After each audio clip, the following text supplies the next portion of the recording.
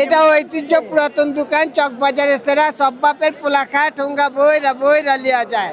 এটা দাম আছে আপনি গ্যাস চাই মুরগি এটা 450, আর কক মুরগি হলো 400, আর খাসির লেগ হলো আপনাকে 900 টাকা, আর কোয়েল পাখির পিস হলো 80 টাকা কইরা। চাহিদা ভালোই আছে এখানে, মোটামুটি আল্লাহ যা রাখছে অনেকই ভালো। এটা বউ বাবুর্চি ইয়া মানে রান্না, বুঝছেন? এটা ঘরে রান্না করছে, রান্না করে আজকে 30 বছর যাবত এখানে আমরা বেঁচে কিনে করছি। এই ব্যবসা করে আমরা 30 বছর হয়ে গেছে। পাঞ্জাবের জগতে একটি বিশ্বস্ত নাম শাবাব এথনিক ওয়্যার।